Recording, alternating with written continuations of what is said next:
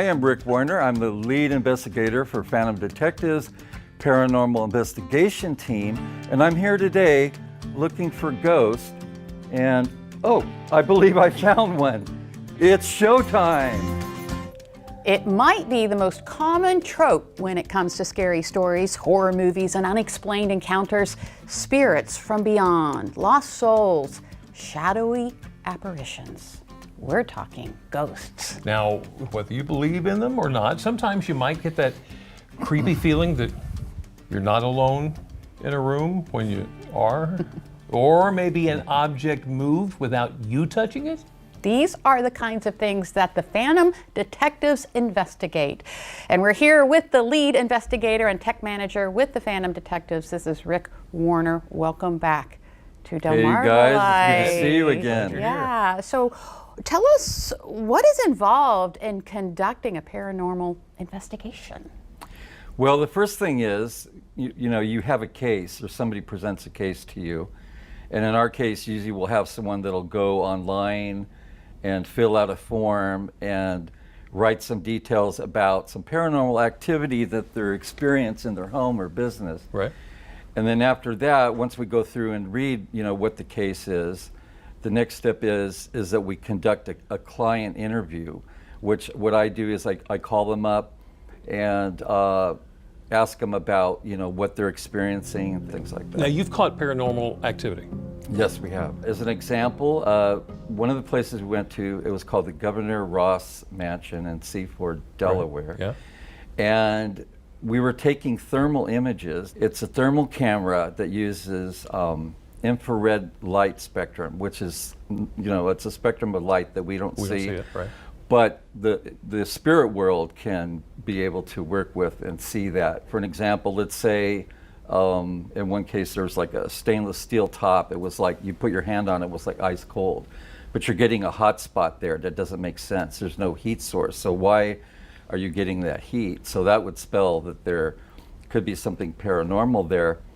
And one time we were going around and we're taking pictures, and we never shoot pictures of any people that might be present in the room. So we'll go to maybe like different parts of the walls that are not a heat source or air conditioning heaters. We avoid those areas and we start taking pictures. And all of a sudden I'm seeing a picture of two guys. One guy had this long beard and there was another guy next to him, and he looked like, it was weird, he almost looked like he had a stocking over the top of his head, like one of those bank robbers. And I remember reviewing it with my team members, and I said, was there anybody there at all that even fit this description? There was no one in the whole building that matched that description. And we weren't taking thermal images of anyone, so that came up on the camera. And it was really pretty cool. So we ran into some very interesting things. How about that? Can you talk a little bit about what you brought here? You brought some, are these tools? Yeah, these are different devices. As an example, I have this little rabbit here. If you touch this, and you could see, the ears you could see it better in the dark, but you can see colored lights. Right. But that's called a REM pod device, which stands for radiating electromagneticity. And if someone's hand comes by and crosses this path, or if you touch it, it's going to set it off. So let's say you have this set up in, on a table in the room. Right. And all of a sudden you're in another room and then you hear this thing beeping going off, but none of us are touching it. That leaves, it must be something paranormal that's setting that off. Okay. And then here's another type device here. And this is actually made to look like the Annabelle from the movie. And if I turn this on, you can hear it going off. Right. I can touch it and it goes off, or I can put my hand around this field. So this antenna will generate a magnetic field, and if that's picked up by something paranormal, that will definitely set it off. Very visual. So this isn't all you do. Would you mind sticking around and talk a little bit about your other investigations you definitely. do? Yeah, okay. Most definitely. We continue our look at some of the hard-to-explain phenomena this afternoon with something that may have originated beyond our planet. For some, it's easy to dismiss these claims as fantasy or fiction. But there's a lot of real-life science that has gone into proving that maybe something is out there. Back with us is Rick Warner, who's not only the lead investigator with the Phantom Detectives, but now here to discuss his role as the executive director of the Extraterrestrial Research Center. Welcome back. Yeah, hey. Yeah, hey, okay. Good to be back on board. Putting on a different hat here. Yes, okay. different hat. Got So it on. how do you define extraterrestrial? Well, that would involve like people that have sightings that involve like maybe somebody saw something during the night sky that flew around, Right. Which could be some type of an extraterrestrial craft, or maybe somebody saw something that they thought looked like an alien being of some sort. Uh-huh. Okay. Yeah. Well, there was a lady that submitted a case, and she actually worked at the Dover Air Force Base, and she's retired. And one day she's like walking down a residential street. There's like a sidewalk there. And beyond the sidewalk is this big old pond, and there's some geese that are kind of like wandering around there. And she thought it would be cool to take some pictures of these geese. And her dog was barking very strangely, like the dog was spooked, maybe saw something. And then when she got home, she looked at the picture and she saw what appeared to be a giant, what she thought was maybe a reptilian alien species. And the other thing she saw that was also in a different photograph was there was a shadow that looked like the shape of some type of saucer. So we actually, myself and another member who was also a UFO field investigator, we investigated the area. And the area in the picture, she thought, well, this thing, it did kind of look like it could be kind of a reptilian looking thing. But right when we looked where the picture was in relations to where the pond were and the other trees, that there was a giant tree is what she was actually looking at. And at the top of the tree, there was a couple pine cones that she thought were eyes. Okay. So, and it wasn't until we actually got close and we looked up, and then you could see that there's, you know, some pine cones up there. And so it made it, gave it the appearance that it was like a face of something. So we were able to debunk that it wasn't anything extraterrestrial. And then the other thing, as far as the saucer-shaped thing, Yeah. we found out that, so a lot of times, you know, when you see a shadow, maybe the sun's out, but there's a building there and you'll see a shadow that gets cast.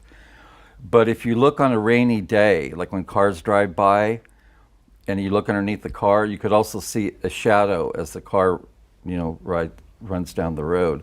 So that's one thing that we learned, was that the water tower that was close by was casting a shadow, even though there was no sun. Right. It didn't need the sun to cast the shadow, but just having even on a cloudy day, you can still get a shadow. So sometimes So that's there what are, made it look like it was some type of extraterrestrial vehicle, which so it wasn't. sometimes there are logical explanations for what you think you saw. That's right. Can people get involved with the Extraterrestrial Research Center? What we more try to do for people is give them a place where they can educate themselves on the extraterrestrial subject matter. You know, we have like a dictionary center, section actually, with different words and terms where they could learn about different, you know, meanings of things. And we have videos there that are educational that they could learn from, different types of interviews and things like that. And also, you know, sharing about different cases that show them like what type of cases that we worked on. Right. And people could also submit using a sighting report form. They could go online and they could submit a case for something that they think could be possibly extraterrestrial. Right. Interesting. There you go. Rick Warner, thank you for sharing Thank all you, this Rick. Thank you. information. Appreciate that. Wonderful talking to you. DJ Kiss, a shout out to DJ Kiss. Who's for always on it. had the Frank Sinatra Yeah. for the Italian-inspired part of our show, and then we're switching it up to a little Michael Jackson Thriller to bring in our next guest this morning. We have Phantom Detectives. We are going to get a glance into the paranormal with Phantom Detectives. This Pennsylvania-based crew operates in Delaware and is here to show us what they do. So welcome, everyone. Welcome. Thank you so Thank you much. for having us Thank aboard. you for having us. We're really excited, but before we go there, because you know I and I are like, whoa, wait a second, is there a ghost in here? Please introduce yourself. Sure. I am Joshua Chairs, director and founder of Phantom Detectives LLC. I'm Melissa Ferrazano. I am the team's psychic medium and case manager of Phantom Detectives. All right. Melissa. And I am Rick Werner. I am the lead investigator of the team. I'm also the tech manager and the director of client relations. Nice. Okay. How did the company start? Sure. So I obviously in August 2020 decided to start my own organization, much like anybody else, because I wanted to revolutionize paranormal investigating in the area. So what I did was I came with the name Phantom Detective after watching this old 1950s comic called The Phantom Detective. It was a very popular comic in the day of in the 1930s and the 50s. So I said, I'm going to use this name as a paranormal team. So what I did was I created business cards, created social media pages, had a website constructed from the ground up, as well as obviously had the team email set up. So then I started doing buying my own equipment.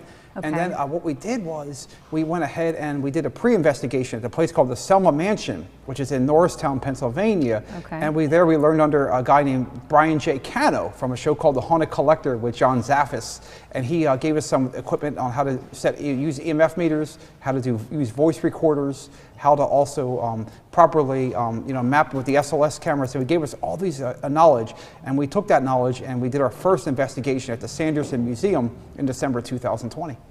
Wow. And what did you find? Let's get to that part. Sure. Now I'm intrigued. Yeah, okay. Did you find anything? Yes, we did. Okay. So during that first investigation, we were in the violin room, which is where there's a violin case there. And there, obviously, you can actually see like a really defined orb, obviously, that was captured at the same time our equipment was going off. At the same time, also our, obviously, a voice recorder was going off. So we had all these things going on. Our security camera was going off, our EMF batteries drained, and there was a huge orb in the picture. And then our second investigation was even more wilder, which I just sent over to your producer, obviously, which is where this door was bolted shut. Mind you, there was no, obviously, wind, there was no rain. And then all of a sudden, this door completely flies open by itself. And I don't know, have no reasonable explanation how that happened. So what would you say, that's a spirit? That was definitely paranormal. Paranormal. Okay, Absolutely. so that's the right wording to use. Yep. Okay, paranormal. Now, I have to get right to it. Go ahead. We've been holding back. Go ahead. Do you feel or sense anything? Maybe Melissa can touch on this a little bit more. Melissa, do you feel anything in this room? I do. As a matter of fact. Sorry. Okay. I've been facial You stay right here. Don't you dare leave me. All right, I'm here for it. What do you sense or feel? I feel there is an older gentleman here. There's an older gentleman present, and he likes to sit back and observe. He just likes to take everything in. But the good thing is he's friendly. If anyone is here, they're very friendly. It's very peaceful. So I can assure you there is nothing to be afraid of. Okay. Out there. So let that ease your mind. Yeah. That's all. So we have additional guests here. All right, and I'm here for it. That's going to leave me thinking a little bit. But that's Do that's a lot of interesting. companies get or businesses or whatever call you to come out to see or to Their business or their rooms, Yeah. their We get quite a few buildings. people Hotels that reach out or- to us. Yeah. Okay, so let's say that someone was interested in hiring you for your services. Sure. What's the process like? So what we do is we have, obviously the nice thing is on our website, phantomdetectives.org. So Okay. we have a request help tab. People can click that tab, and then what they do is obviously this will pull up a case form. So we have cases basically. So obviously if a client wants an investigation done, they'll fill out the form on darkmatternews.com, our sister website, with all the information about like, are you seeing a full body apparition, partial body apparition, are you sensing things? So basically just give us much information as we can about the case. And then what happens is after we get the case, it goes, once the email's sent, it goes automatically to Melissa. She's also case manager. And then she'll reveal the details of the case. She'll say, I have client A that's experiencing loud bangs and obviously noises in the home or business. And then what happens, she'll share it in our group text message with Rick and I. And then after she shares a group text message, and then Rick will do an audio interview with the client. And could you describe that process, Rick? Yeah, so what I do is, once I get the information of someone who thinks they have some paranormal activity that's taking place, could be the home, it could be a business. What I do is I will interview the client over the phone, and what we're really looking for at this point is just, what kind of credibility are we getting from this person? Right, sometimes people might see things because maybe they have vision problems, or things like that, or there could be an electrical disturbance that might be causing something that they might think is paranormal nature. So I try to interview them and find out what exactly are they picking up, or have they seen any apparitions or felt the presence of any spirits or anything touching them. Also, were there any witnesses present? Is there anybody in the home or the business that is experiencing the same type of thing? Yeah. And then if we feel that it looks like it's going to be a good case, then we make arrangements with them to set up a day and time to come out and conduct an investigation. Now you say when you find something, do you go and do you get it out? When you tell people to move? Like what happens after? Well, what happens is, so we'll go into a place. It takes a lot of equipment to come and do an investigation. So we come in, we set up, we have a cordless DVR system. We set up our cameras in different rooms. We'll come in with motion sensing devices. We also use like dowsing rods for spirit communication to see if there's any spirit present. We also have a lot of different types of equipment that will measure changes, EMF fields, temperature changes, things like that. We use thermal cameras. So rather than just going off of what somebody tells us, we're searching for the data. We're searching for the facts of this case. Does it appear that there's paranormal activity there? And sometimes, most of the time we capture things, but even if we didn't capture something, it doesn't necessarily mean they don't have paranormal activity, because sometimes the spirits just don't want to communicate with you at that time. Okay, so give me a time that you went out and you saw something that was blew your mind. Oh, I want to say actually this last investigation, actually back in July that we did, and obviously on this, Melissa was taking digital camera pictures when there's no one in the room, and she went ahead and photographed this full body apparition through the window that you can see, and obviously there was nobody else in the room. Could you describe that a little bit, Melissa, briefly? Yes. So as I'm the team psychic medium, but I also use the equipment as well. So we use a digital camera, and I go around each room and I take sets of 3. And the digital camera will pick up things that we may not see with the naked eye. So reviewing this footage, there was a lady staring back at me in a window, and she looked like somebody dressed from maybe the late 1800s. She looked like a Victorian woman. Now, this was at a restaurant where we investigated, and apparently the restaurant employees have heard the sound of a woman calling their name. So it makes me wonder if that is who I captured. So it's up to us as investigators to rule out any possible we always look for that logical explanation first. Was there anyone behind me? We're trying to rule everything out because not everything is paranormal. But in this case, we could not explain this image. So we take that back to the owners and we present that. So that's a lot of what we do. Awesome. It's fascinating. It really is. And I'm sure that when you share this maybe with some people, they may not connect right away until they experience it themselves. Exactly. And I'm sure you've seen countless stories and have talked to countless people about their experiences to know that it is real. Absolutely, and a lot of times See it. You have the equipment to prove it too. Exactly, and obviously a lot of people were also skeptics too. Like, we don't believe all the claims, but we use the equipment to set it up, and we're using the scientific method, which is developing the hypothesis, testing the hypothesis, and then see if we got results based on the available data from our equipment. How fascinating. Oh my. Wow, that is so neat. Oh gosh, I remember. Oh man. I have a friend that I think Need you? Needs their help? No. Needs their help? No, that I think dabbled in this a little bit. But this was years ago, and I was very uneducated about it. I didn't know anything about it. I'm like, okay, yeah, sure. But then later on in life, I started to believe it. Wow. I did. I started to believe it, and I guess you had to go through life to experience it a little bit more. But it's interesting that you said, Melissa, that there's a spirit in here right on set. And you know, I'm sure that people can hire you for, you know, medium services. When they go buy a house, restaurants, whatever it may be. Yes. Individually, you can be hired for your services as well. Yes, I do have my own business where I do this sort of thing. I can come out to locations, businesses, people's homes, and I do individual readings as well for people. Yep, through my website.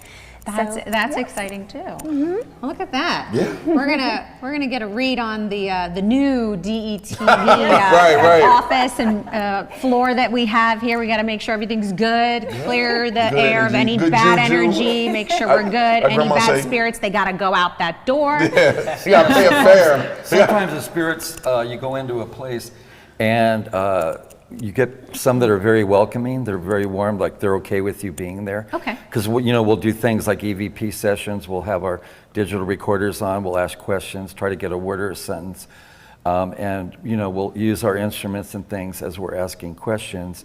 For an example, like, are you okay with us being here today? We'll use the dowsing rods, and it'll cross over as a yes answer. So the dowsing rods will cross over as a yes if they're okay. Sometimes they'll just plain say no, and you get that happens sometimes where there's negative energy there, and they just don't want you to be there at the house. And then some do. I'm the brother in the scary movie. So you might have a mix of like, okay. You might have a mix of pleasant spirits and some that are not so pleasant, all in the same place. Wow. Okay. I know, right? There's so many questions. There's so little time. I know. Where can people find you, find your services? Sure. So what you can do is you can go to the main website, which is phantomdetectives.org, all one word, PHANT, and then detectives, DETECTIVES.org. We also appear on Google Maps, so you can't miss us. You just type in Paranormal Near Me, and we'll pop up on Google Maps. So we're right there, and we're easy to find. We also have Dark Matter News, our news division, which was once a part of Art Bell's Midnight in the Desert, who was a radio show host out of Pahrump. We bought his affiliate director's Paranormal News Service, so we have that. Nice. And we also have Melissa's website. It's all from the main phantomdetectives.org website. Yep, you can find me on there as well. You can also find me on psychicmediumautumn.com. Right. And that lists my services. Yep. Excellent. And I know that we did mention earlier that you're a Pennsylvania-based operation, but you do work in the tri-state area. Yes. So you can move around Delaware, Maryland, New Jersey. Do you go as far as New York? We haven't been to New York yet, to Brooklyn. But we have. I'm sure there's some spirits over there. We have been outside Allentown, which is kind of getting near New York. We've been to the Bucksville House back in July 2023, so we have been starting to work our way up there. Okay, I just thought about this.